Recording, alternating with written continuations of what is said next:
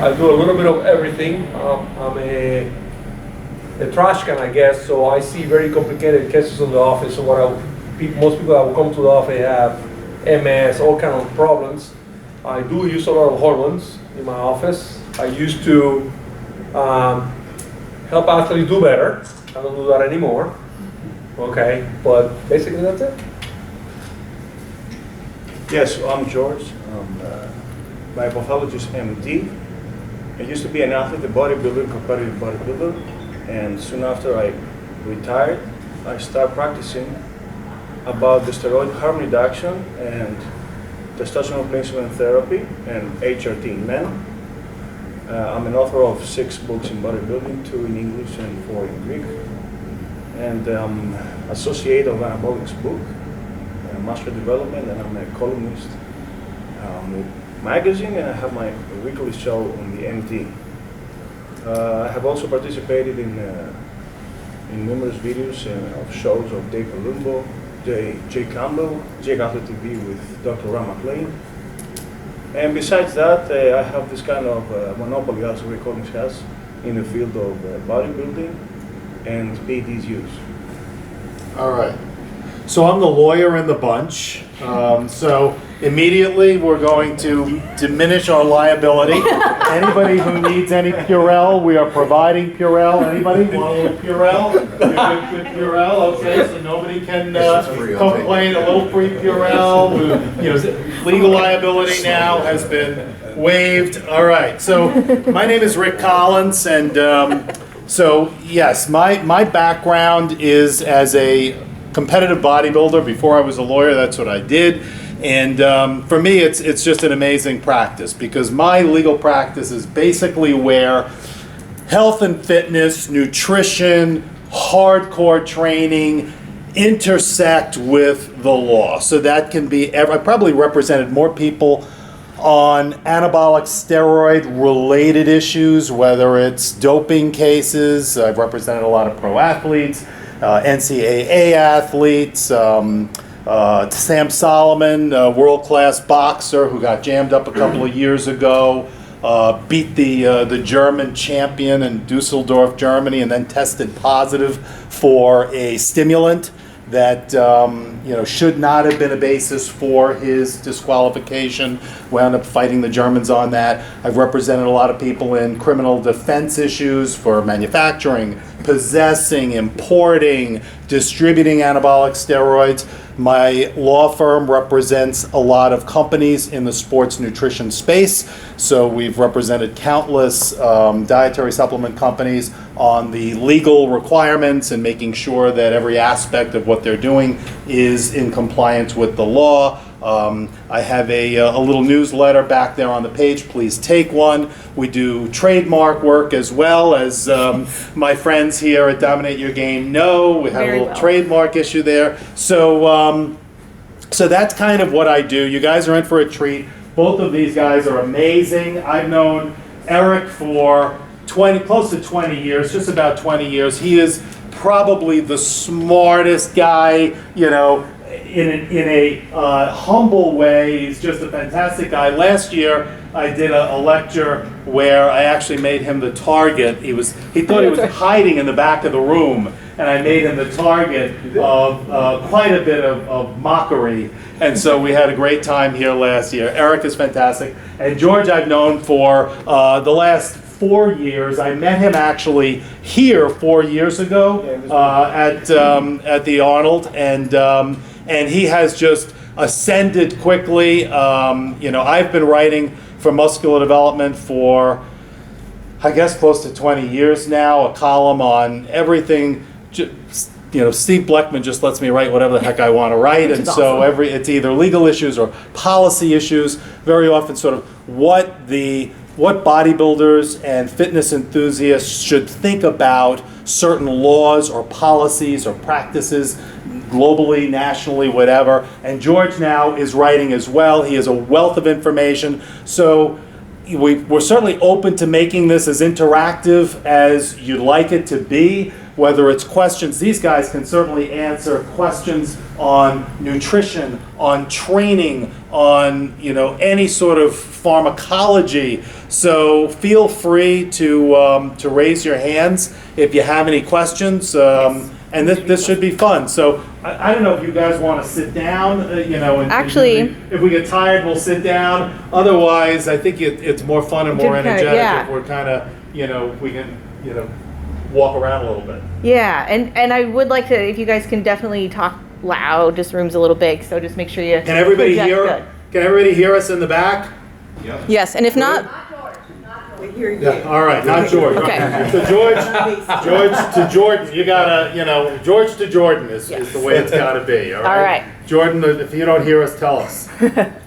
All right, so I think what I would like to kind of start with, kind of kick this part off, is kind of start first off with the medically supervised testosterone replacement and how both you guys as physicians have seen that be helpful to patients as well as athletes, and then from the legal testing, kind of where the medical realm falls into that. So I think that would be a great place to start. So whoever wants to jump off of that, if you guys want to come walk in the middle, get up here, Okay. join us. So yes, in Europe we have this kind of hormonophobia, and physicians, so medical doctors, are kind of skeptical and prejudiced about testosterone. They consider it's an anabolic steroid. That actually testosterone is an androgen with anabolic properties. And what defines an androgen is that it's responsible for those characteristics that separate men from women. And a man without testosterone, if it's under deficiency, he cannot live healthy.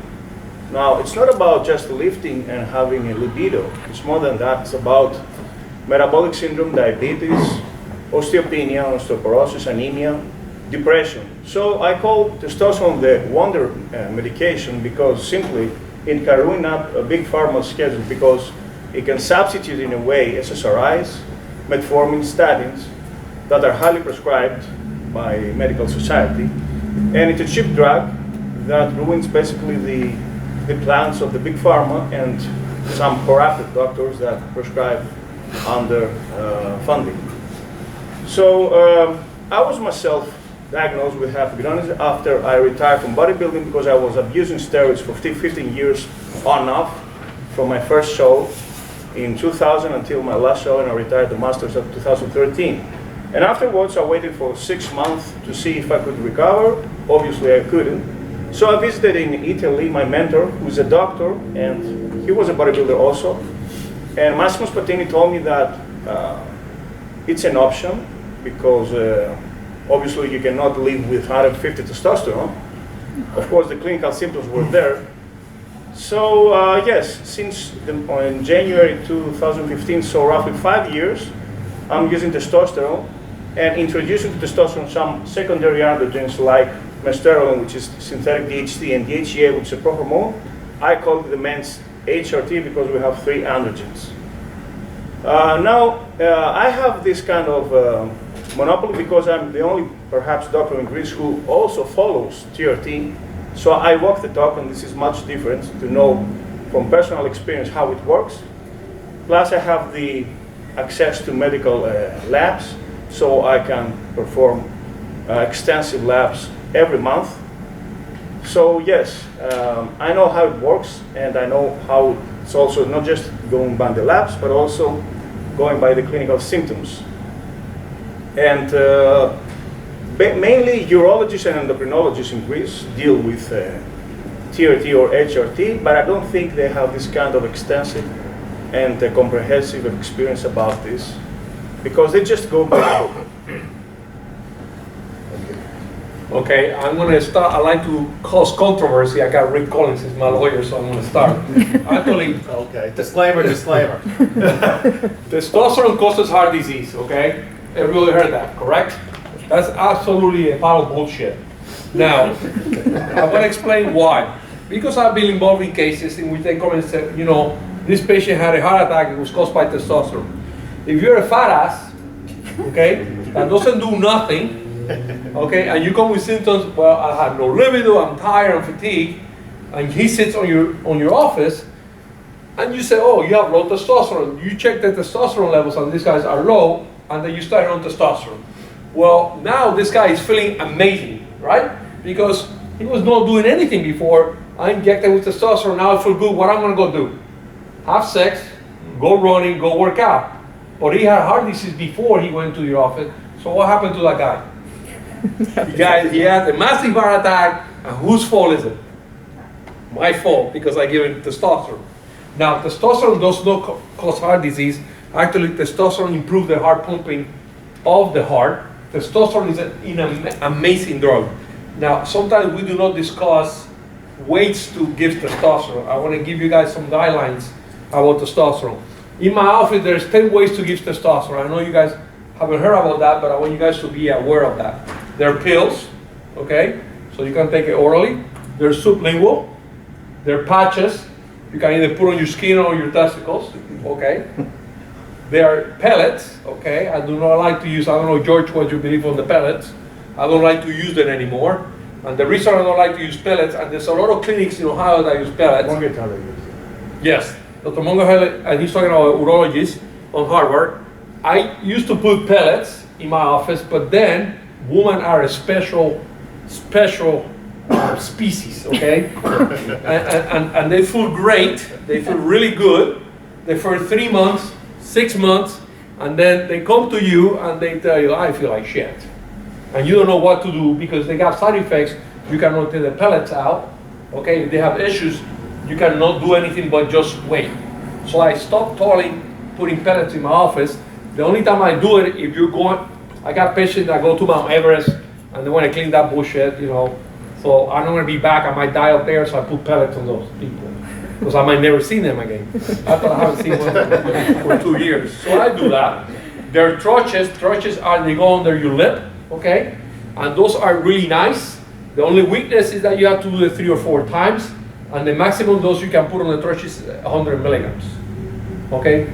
Of course, the Rolls Royce or the F14 of all the testosterone, it is the injection, okay?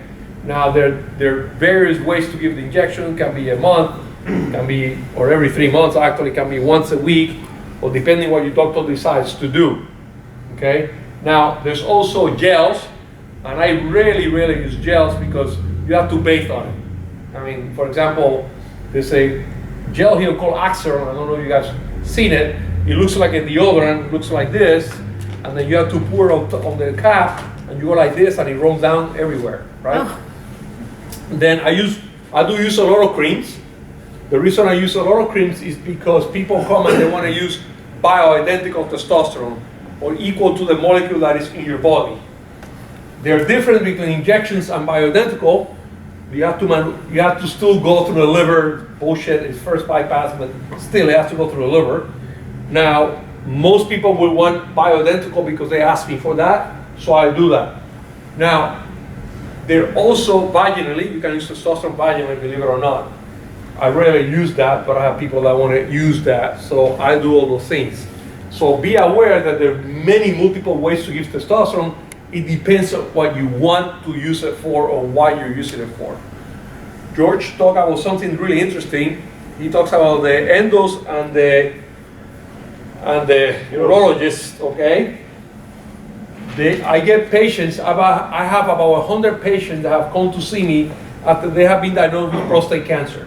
And I want to add this because I see a lot of guys. And these patients come to see me and they have no life. I'm telling you, no life. I cannot get an erection. I used to go on motorcycle rides. I don't want to do it anymore. I have prostate cancer. I went to the urologist and they said, you can never ever use testosterone ever again. In my practice, I'm an asshole, all right? And if your patient dies of prostate cancer, whose fault is it again? My fault. If the patient is there, he's not the one suing you. Who's suing you? The wife, right? So what I do is every patient that has prostate cancer, I bring them and their wife. They always have to come with their wife. The reason if he dies of prostate cancer, which won't be my fault, is because the wife is the one that is going to sue you. Now, I had like 111 patients. Out of the 111, 71 has been there with their wife. And I sit down with the patient, I talk to them, and the wife tells me, we don't have a life, we don't go out, we don't have sex, he's depressed. And I asked the patient, I said, do you want to go on testosterone? Oh, but it's going to give me prostate cancer. By the way, the studies show that even if you have prostate cancer and I give you testosterone, a real study, no fake studies, the testosterone is not going to make your prostate grow cancer. It makes it get bigger. The prostate does, the volume gets bigger, doesn't mean that it's cancer, okay? Now, I tell those patients, 71 patients, I have that right number, and I talk to the wife, I'm going to do it. I'm going to put you on testosterone. But I want you in 4 weeks right here. Out of those 71 patients, only 2 patients come and say, I don't want to do it. The 69 patients, oh my God, the wife give me hugs and kisses. Oh, he's back to life. Oh my God, he's doing this. And I said, what if you get prostate cancer? And the patient will tell me, give me freaking prostate cancer. I don't want to live like I used to live. So I want to make sure that the wives understand the risk. Now, I'm very careful when I'm doing it. I make sure that your PSA is less than 0.1 and all that bullshit, or they take it out, I'm not going to worry about the prostate, but I'm I follow you. Now, for you guys out there that are old, Rick is freaking old, okay? Who's talking? PSA is a value that is bullshit, by the way, for you guys to know that. You need to get a free PSA. For example, I just saw a case 2 days ago. The PSA of this patient was 19. Normal is less than 4, right? So this guy said, oh, I have cancer on my prostate because my PSA is 18. Well, I checked. You want to check something that is called a free PSA. Do not check a PSA without a free PSA. And the free PSA will tell you how much is free. The higher the number, the less chance of you having cancer. So this guy was 18 for his free PSA. I haven't seen it, so I have to wait for it. But I want to give you another case. I have a guy that his PSA was 2, and the free PSA was only what? 0.1. I see him again in a year, his PSA went up to 4, but the free PSA stayed at 0.1. And I said, I gotta watch you. I said, I want to see you in 3 months, recheck it, and now it's 6. And the free PSA stayed the same. I send that guy, he had prostate cancer. I don't send my patients for biopsies, I send them for MRIs, by the way. I will not send a patient that I suspect prostate cancer for a prostate biopsy. I send them for it's called a fusion MRI. And we can talk about you guys' questions, but I want you guys to be aware. Now, a PSA elevated doesn't mean you have cancer. Check your free PSA. I also have a patient that had a PSA of 33, but the free percent was 41. I sent for MRI, just large prostate.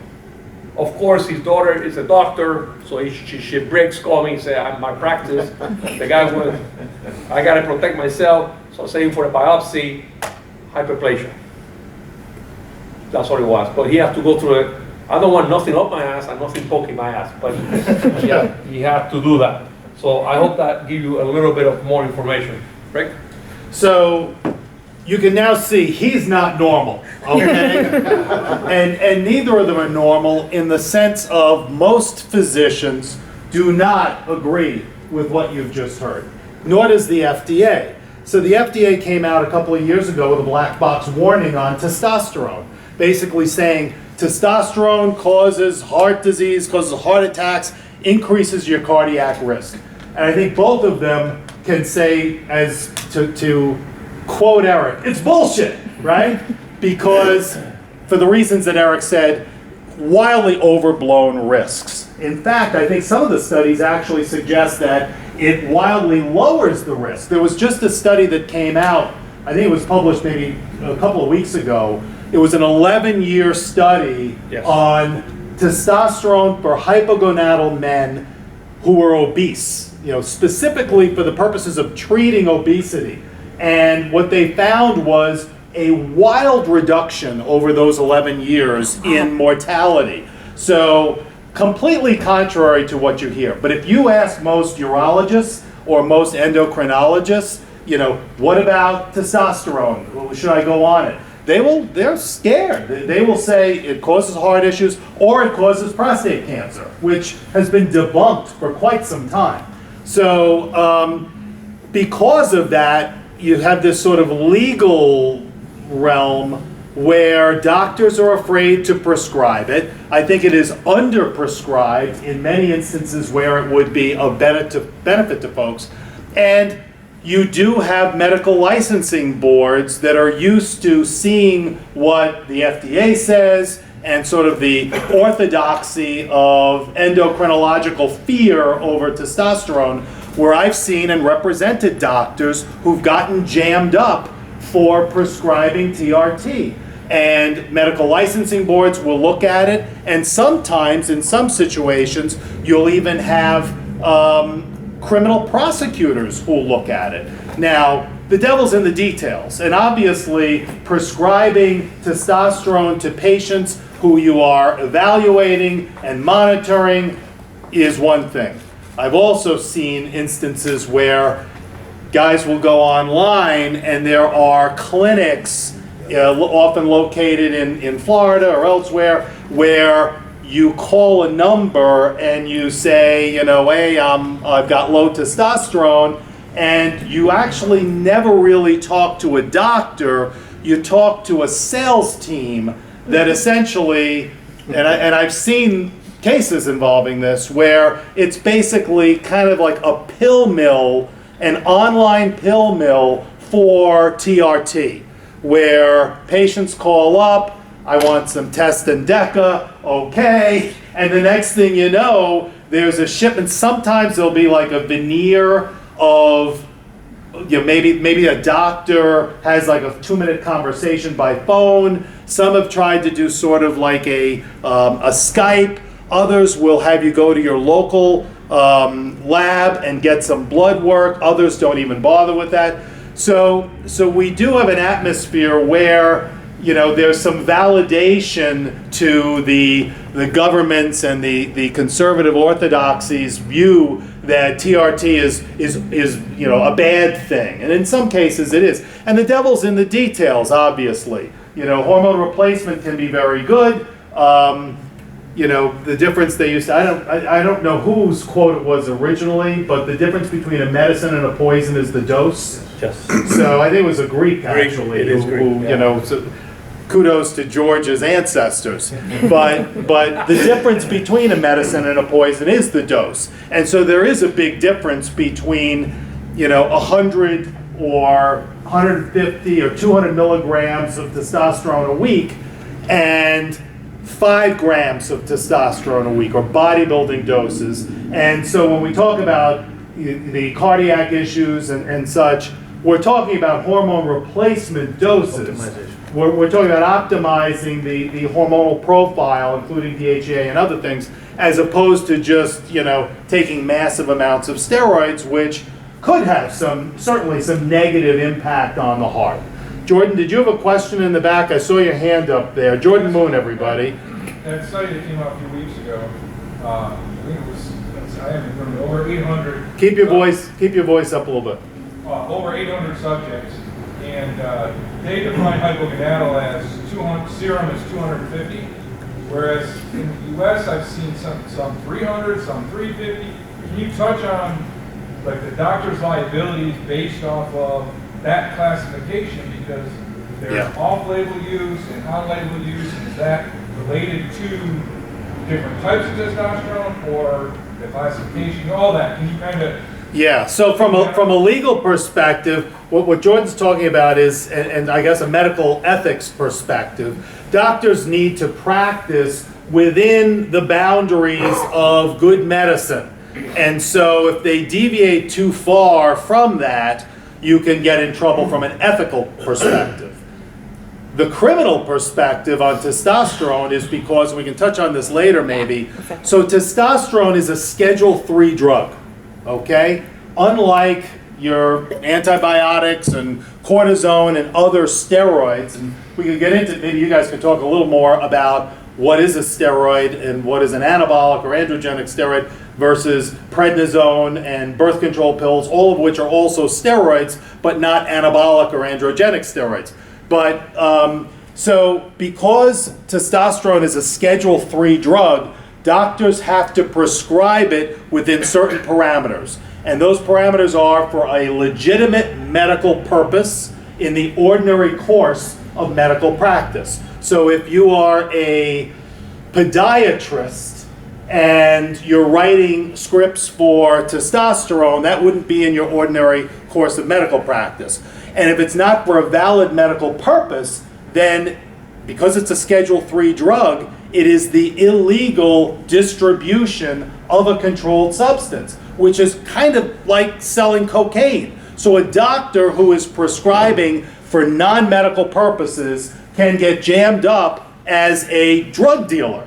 And a non-medical purpose certainly is, in almost every state, it's considered athletic enhancement is not a valid medical purpose. So I want my bench to get up, doctor. I'd like bigger arms. I'd like, bigger lats. And the doc says, okay, I'm going to write you a prescription for TRT. Invalid and criminal prescription. So when we have a range, and Jordan was referring that doctors have to look at, the optimized range of what is low testosterone, what is hypogonadism. So Jordan was saying in that study they used a 250 nanogram per deciliter level. There's two values, depends which, the problem with that is also which lab you use. Yeah, the two biggest labs are LabCorp, okay, you guys familiar with that, and Quest. Quest can give you an exact number, LabCorp give you ranges. Now, one uses 330, the other one uses 250. So it depends. Now, because Rick is here, they want two values below a certain amount. Now, me as a physician, and George did touch this, I can know right there, oh, if your levels are 400, and I wrote it because your low testosterone, that will not look good. So as a physician, I have to, what George said, are you tired? Are you fatigued? I'm depressed. My pee-pee doesn't work. Then, as a physician... That's a medical term. As a physician, I can actually then say, okay, I can write it because I have a medical condition. It might not be hypogonadism, but it might be, I have other issues to do it. Now, I want you guys to be aware of this. I don't know, I have a lot of females here. Do you guys have higher estrogen or higher testosterone? Females, what do they have? Estrogen. Estrogen? George, do you agree with that? Absolutely. Okay, women do not have higher estrogen levels. That's false. That's absolutely a myth. How do you measure estrogen? And I know Rick knows this, in picograms. How do you measure testosterone? In nanograms. Women do not have higher estrogen, women have higher testosterone. You guys don't believe me? Go look at your values, go look back at it. Women always have higher testosterone than estrogen. Yes, girls, you guys have higher testosterone than estrogen. Look it up. I don't care what you say, you can go look it up. Okay? Now, I'm going to ask another question because I like to be an asshole and go against Rick, right? Does women have PSA? Everyone says no. Well, you're full of bullshit. I can check a PSA on a woman and it will show up on the blood test. Don't believe me? You guys got Google, right? Go, those women have PSA. Yes, they do. You can check a PSA level, and actually they do it in athletes sometimes to use it as against them, okay? And PSA levels in a woman are dependent on how good the athletic ability is. You don't believe me? Go look it up on Google. It will tell you. Okay, I have to deal with this all the time. So be aware that I can have values, Jordan, but if I document on my chart that you're there for, I'm depressed, I have decreased libido, I cannot have erections, now you have a medical condition and I'm going to use it to treat that. And George can correct me if I'm wrong on that. George, can I do that or not as a physician?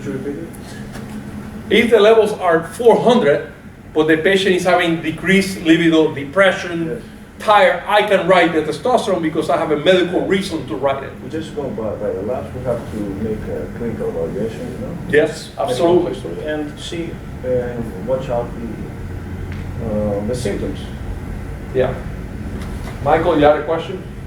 I was kind of going along with that because don't you guys kind of have to, maybe I'm getting ahead of the game with this, with what you guys have questions, but when you're looking, that free testosterone level of 250 or 300 to 1,000 or 1,100, whatever the range is that they decide to use at the time they do their blood test, that's you kind of, in order to start writing prescriptions though, you guys not only have to look at it quantitatively, but also qualitatively. I mean, you've got to look at, if a guy comes in with a normal level of 900 and he drops to 500, well, quantitatively he's still normal, but if he feels like crying during Cheerios commercials, I mean, don't you kind of have to look, that can be part of that support too when you're writing those and that's actually what I was going to ask you to talk a little bit about. The idea that as far as where that's at in the legal world, how and why it's used in the medical world, and what they've seen with that as well. So I'm going to let whoever wants to start that one. I'm scared of saying stuff because there's a huge shark here. The fat guy, stand up there. Moxley. He knows a lot of CBD, like a lot. So I'm very concerned about my statements here. But okay. so I'm going to make some statements about CBD oil. We did a little bit of research on CBD oil. I have not found what people are talking about, that they are the best of the best. And now there are companies coming out everywhere. I know a little about CBD oil in the case of manufacturing, how they make it. When they say it's organic and it's over 98%, it's a lie. And they put 99.9, it's not organic, it's bullshit, it's a lie. Okay, number one. Number two is, in my experience, I have a lot of patients that come using CBD oil in my office. Orally, I have not seen what they say it's going to do. I don't care what they tell you.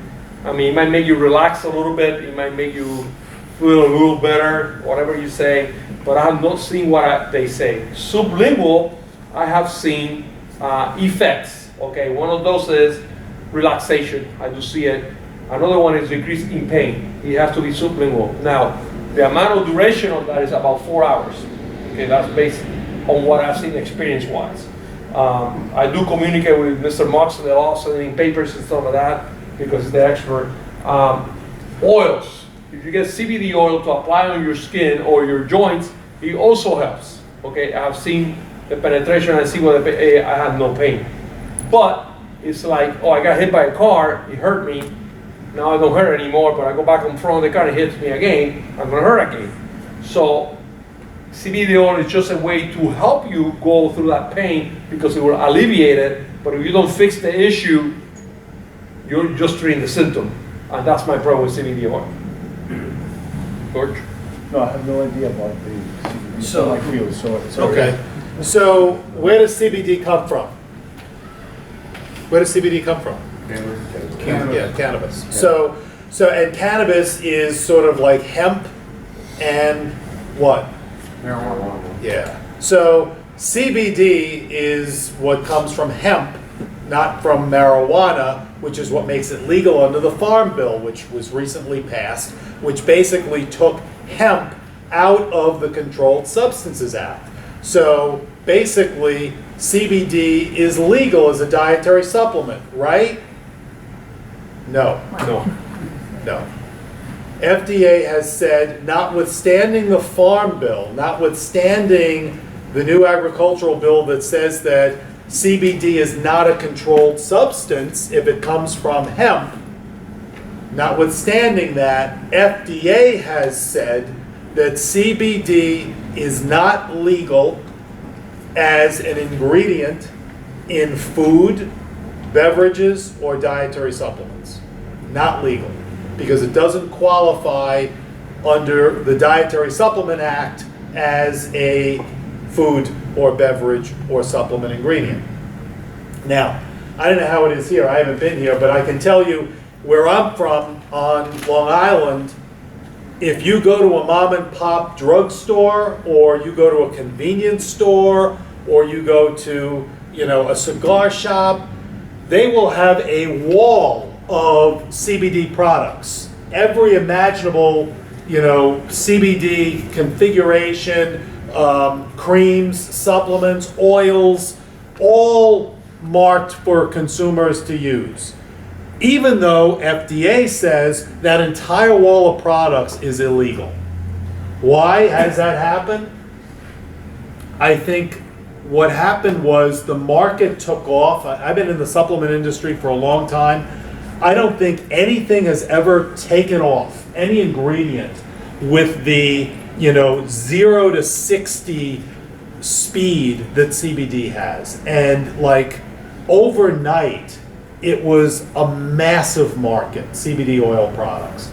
And FDA was sort of, while they were saying, look, this isn't legal, we're not giving our green light to this at all, I think they got kind of deer in the headlights, sort of. They had a hearing last May, if anybody saw it, where FDA was trying to figure out what is the science on this? What is the research on this?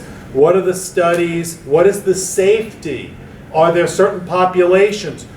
Should old people be using CBD? Should kids be using CBD? How much is enough? Is there a daily limit that should be? What are the drug interactions? Does it interact with other drugs? How much is too much CBD in a day? And then, of course, because of the marijuana and that it comes from cannabis, does CBD, if you take too much, are you getting THC, which is the active ingredient, the psychoactive ingredient in marijuana? So CBD doesn't have psychoactive effects, but THC does. And is there a point where if I take a CBD gummy in the morning, and then I take a CBD beverage in the mid-morning, and then I have some CBD at lunch, and then some more CBD in the afternoon, and I do this every day and accumulate that over a period of time, will there come a point where I will have enough THC in my body that if I take a drug test, a urine test, that I will pop hot for a violation of THC, of marijuana in my system? We don't know. There's a lot of unanswered questions on that. There's a Olympic freestyle skier named Devin Logan. Anybody know who Devin Logan is? So Devin Logan was taking a CBD oil product which said on the label trace amounts of THC, trace amounts. And she was assured that she would be okay. She tested positive for THC and got a suspension for violating that policy. So there are risks. I don't know. I don't think anybody really knows how much CBD might cause a positive for THC. Obviously, there's also the dog ate your homework aspect to this it's too. It's not the CBD, it's just that the contamination of the CBD with the THC. Let me correct that. It's not that the CBD oil is becoming THC in the body. Correct me if I'm wrong, Don, I've never seen CBD convert to THC. It's just what I was talking about, the manufacturing. For example, last year Arnold told me that I couldn't allow CBD oil sales. And I went at the expo. At the expo. So I went to the guy and I said, you can sell it, you can give it away, because I cannot stop the guy from giving it away. Oh, I can sell it if I want to. I said, I'm going to ask you, please do not sell it. The guy was a total jerk to me. So I said, you know what, I'm pissed off. I'm going to kick you out. You can't kick me out. Really? And then luckily the guy that was next to me said, this guy can't, don't say shit. So he kind of calmed me down and said, okay, don't do that again. But I want to check the booth 4 times, because if I catch him selling, it looks bad for Arnold, because they're selling CBD oil. Well, when FDA says it's illegal, That's I what I'm don't saying. think So Arnold wants to be I associated couldn't with let it him do being it. sold here, even though FDA is not enforcing it. And yes, I think there is some science suggesting that there's a conversion in animals of CBD to THC. There was an animal study that suggested that CBD converts to THC. Don, I think I'm right on that, right? But I've not seen that. Yes, I have it actually, I can send it to you. But in humans, no. But there might be trace amounts of THC, which over time would accumulate in the body and cause a positive. Obviously, there's also the athlete who is taking CBD, but then smokes a joint at some point and then says, well, it's the CBD, and forgets about the whole joint smoking. That's the issue. Which is, particularly in freestyle skiing and any kind of a creative sport, cannabis is well used, particularly where's the Olympic Training Center in Colorado, a legal state, and in Washington, there's a legal state. So there's a ton of use in these artistic sports. right. So it is considered, what you want to consider is it a performance enhancing drug, day of use in these sports. In any other sport that is not one of these artistic sports, they don't care about it. So and the only other thing I guess to say is in terms of drug testing, WADA now says, the World Anti-Doping Agency says CBD is okay. Yes. Is okay, but THC is not. So there's still this issue of, is there some THC in the CBD oil that may cause you to test positive? I Major tell my League athletes Baseball. not to do it because you can't test positive. Yeah, Major League Baseball has That's also big. just come out, hot news. Major League Baseball has given the thumbs up to CBD. So they are no longer, and this was because of the opiate crisis and the epidemic, and so they've kind of relaxed their negative views of cannabis and CBD in light of that. But the NFL continues to say no CBD. So now there are, I think Rob could, CBA. what's that? So cannabis just came into the collective bargaining agreement that it's going to, Yes, it's going to be allowed. it's going to be allowed. Yeah. Yes, correct. But up until now, they've been fighting it. Yeah, like And- last week it happened. Right, and even though a number of former NFL players are now investing in CBD, CBD. like Rob Gronkowski I need him. and Terrell Davis, both have CBD brands. I think Davis has Defy, which is a CBD drink. So they're trying to promote it, and so that's been going on with collective bargaining at the NFL level. Now, So regarding medical effects, I was visited by a salesman of CBD in my office, and he told me it's promising to mask pain and anti-inflammatory effects. So, look, I had, rest his soul. The first dog I ever had, Mr. Lucky, passed away last Jan. It's been a year since I lost him. It's like losing a child. But he was 17 and a half. You're so cute. Never had a dog as a kid, just had him. He grew up with my daughters. Toward the end, he was starting to fail a little bit at 17 and a half. You'd expect that. So I gave Lucky CBD oil, to try to reduce some of his symptoms. It was hard for him. He didn't talk a lot, so it was hard to fully understand, the benefits of it. But from an anti-inflammatory standpoint, there's certainly those who suggest that it helps with joint pain and stuff. There's a lot of guys in my gym who use CBD. Some of them swear by it. Others say they don't really get anything out of it. One of the issues with the FDA saying it's not legal and not creating a regulatory pathway, although the FDA commissioner has just come out and basically said, in light of the fact that it's everywhere, I don't think we can now take it off the market. So we're going to have to come up with something. So, but right now it's sort of catch as catch can, because you've got some companies selling CBD products that are very, applying good manufacturing practices and good standard operating procedures, and then there's others, who knows, and without the FDA really supervising and monitoring and regulating it, it may be that some of the guys who are not getting any effects out of it are not using products that are, potent. So, and there have been some studies, I think, where they've actually looked at the market, they've canvassed, and they found that some of the CBD products that are out on the market have less than the represented labeled amount of CBD, and I think some of them had actually no CBD in them. So so the FDA is in a weird spot where they don't feel like they have enough science to give the green light, but by continuing to sort of play possum in this, not regulating it, you've got this market that, who knows what you're going to get. And so I'll kind of tie this one up too. So in our facility in Vegas, marijuana is legal in Nevada as well. That's another state it's legal. Colorado too. Oh, yep, Colorado, Washington. There's a couple now. Oregon, I think. Is it Oregon? Yeah. Minnesota, Minnesota, Michigan, really? Illinois. Wow, they've all done it. Wisconsin soon.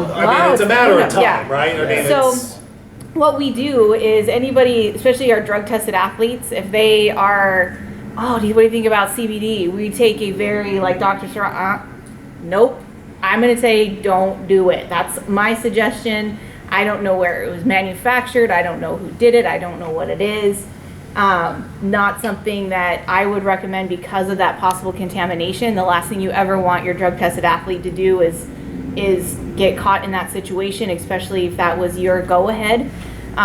So that was that's how we've approached it, because it is just so gray. There's just it's just off. And then, we have people that are not drug tested that, I've tried this, great, that's on you. Like, we kind of have to really do that. We've been approached by, I can't even tell you how many CBD companies have called me. Oh, don't you want to carry this in your office with your athletes? Nope.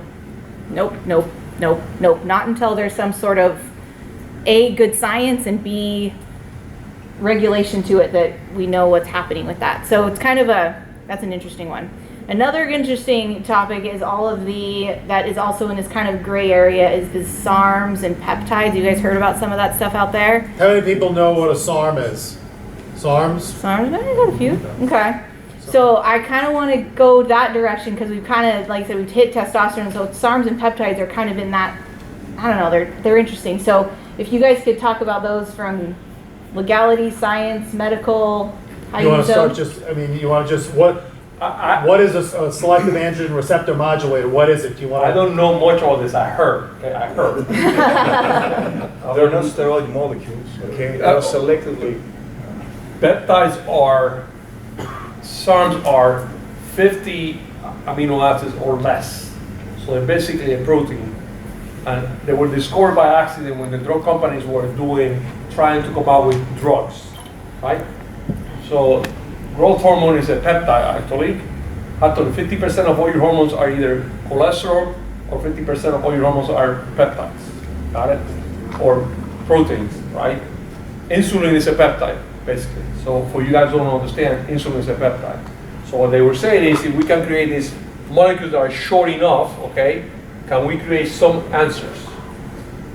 And George, I'm gonna let George talk about this. I don't know much about it, I just know I have seen incredible things. I don't prescribe them, I just see it. I mean, and I've seen awesome things about it. You gotta ask me specific questions, you might be able to answer, but I'm gonna let George talk about Yeah, this. they're not steroid molecules like anabolic steroids, but there are substances that act selectively in androgenic receptors, and supposedly they don't have the side effects of anabolic androgenic steroids in tissues like the scalp or the prostate. However, I have an extensive and comprehensive experience of SARMs users in my office who are former steroid users, AAS.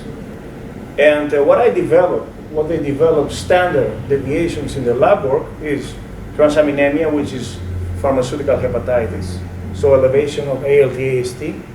They have also dyslipidemia, reduction in good cholesterol, HDL, and elevation in LDL, which is something very similar and relative to what 7-alkylated steroids do. And they also have a slight reduction in HPTA, so endogenous testosterone production. Therefore, because I'm very suspicious on the origin of those substances, and because they're not pharmaceutical grade, they may be faked by some steroid molecules and then be sold as SARMs. Now, I think from legal point of view, they're all considered as drugs, but as supplements still. So SARM, selective androgen receptor modulators, the most well-known is Ostarine, and anybody here heard of the name Ostarine? So it's now tested for in sports, so you've seen some people in UFC and some other sports test positive for SARMs. So from a sports issue, they're banned. From a legal perspective, so they're not anabolic steroids, so they're not controlled substances. Steroids, including testosterone, is a Schedule III drug in the United States. Schedule II actually in New York, only state, but Schedule III nationwide. SARMs are not.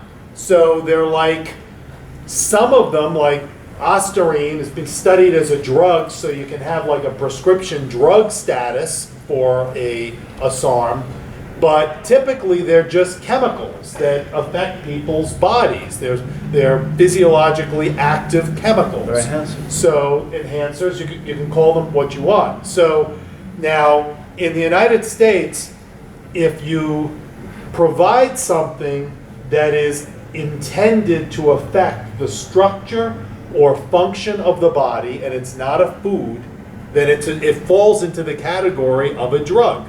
So that if I were to take a SARM and sell it online and say, use this and you're going to get muscle enhancement or sexual function or whatever, some sort of structure or function of the body, then it's a drug. So a number of years ago, some very enterprising entrepreneurs came up with an idea.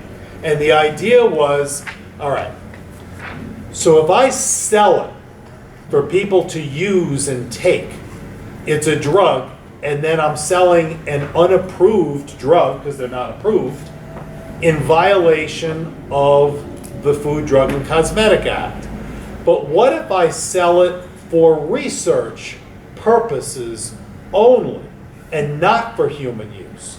Then it's not a drug, it's the opposite of a drug, because I'm saying don't take it. And what if I put a disclaimer on the website that says that by ordering it, you agree that you are a researcher and you are not going to use it as a drug? Then I've effectively uncommitted a crime. It's the opposite. This is a brilliant idea. I found a loophole that enables me to sell things as drugs, but not as drugs, and avoid any sort of trouble with the FDA. So that started about 20 years ago. And so if you Google, your good friend Google, if you Google like drugs for research chemicals or research chemicals not for human use, for research purposes only, you'll see that there's lots of websites that sell the active ingredients, not just SARMs and peptides, but even the active ingredients in active pharmaceutical drugs. So for example, things like tamoxifen or Arimidex or any of the ancillary drugs that bodybuilders use to ameliorate some of the side effects of steroids, whether it's anti-estrogens or the active ingredients in what Eric calls pee-pee drugs, like Viagra and Cialis, the vardenafil and sildenafil ingredients. I can sell those online for research to researchers as long as they agree that they're only doing it for research, and I'm not selling a drug anymore. I don't need to be a pharmacist. Okay. So that's the idea of it. What's a researcher though? So that becomes now, it sounds good, right? Well, now the bad news. So the FDA started, this happened for a while and no one was really doing anything about it. And then somebody at FDA and the Department of Justice said, wait a minute, this isn't right. They're selling it for research, but they know it's not for research. Everybody knows it's not for research. There's a name for what we could call that. Fraud. Yeah, that sounds like fraud. That sounds like a fraud on the FDA. A fraud to enable companies to sell something under the false pretense in order to avoid our regulatory authority over that transaction. And so I have represented numerous individuals and companies who have gotten jammed up, either search warrants or indictments, for selling misbranded or unapproved drugs for the purposes of research under circumstances where it's clearly not for research, and the devil's in the details. I suppose theoretically, if you set up a research chemical site and you only sold to the University of Arizona or a medical establishment, maybe you might, but they're not going to buy from you. They're going to buy from legitimate sources. So it's basically, as it exists, it's only for fraudulent purposes. And so it's with the intent to defraud and mislead FDA. So if you buy, and I've certainly represented a lot of guys who do it, I think the volume of people who do it is so great that FDA is never going to get everybody. So when one guy gets busted, another guy takes over the business. And so I don't see an end to this anytime soon. I think FDA is just understaffed and it's going to continue. But just be aware that it's not legal. Certainly this is a black market, even though it's openly being sold that way. And that quality control is always an issue. So I've had guys, I've had clients who do this and they're meticulous. And they make sure that it's really pharma grade. So what you're getting in this research chemical site, it's whether it's a peptide or a SARM or a Clomid or clenbuterol. Which one? It's, you know, but I've also had clients who are not very good at it and who are not very careful. I remember one particular case, I forget what it was 2 peptides, whether it was PT-141 or, I forget what it was, but he got it from China and he mixed it up. He mixed up 2 different peptides, and we found out that a whole lot of people who bought one thing thinking that it was one peptide, it was actually a different peptide. Oops! You know, so, you know, when it's a guy in his kitchen or his basement, you know, you are taking, anytime you buy something you're going to inject over the internet, just be aware, you know, you're taking the chance. You better know who it is who's making it if that's what you want to do. All right. All right, so Wait a second. We have the name of that. The good ones? Yeah. I think some of you here may know some of the good ones. Jordan has a question. all right, Jordan. Oh, I don't know, this is kind of related, but I know there's a lot of new, supplements that are bound to peptides, that are totally like whey peptides and stuff. But a lot of people are so anti-peptides that a lot of these, like Lambia makes a bunch of, it's different. I don't know if you can. Now, when we talk about comment on that. peptides, we mean amino acid sequences. So, for instance, IGF-1 consists of 70 amino acids, growth hormone from 191. Even HCG is a peptide, insulin is a peptide. Right. Yes, so when you say about whey peptides, it has nothing to do with the chemical structure of the amino acid sequences. And according to the different amino acid sequences, we have different properties. So there are fragments that, for instance, enhance fat burning, others enhance muscle growth. So according to the amino acid sequences. For instance, IGF-1 has a hypoglycemic effect, while growth hormone has a hyperglycemic effect. Can you guys expand on HGH a little bit? Kind of talk about that a little as And far as... it's interesting because it's a different, it obeys to a different law than steroids. Yes, in the United States, yes. So can you use it for rehabilitation purposes? So great question. How many people are familiar with human growth hormone or know anything about HGH? So I'll give the shortest version I can. Back in 1988, the reason that testosterone and steroids are a controlled substance, I like to say that it's the only drug that was criminalized not because of what it does bad, but because of what it does well. Steroids, testosterone, the only drug.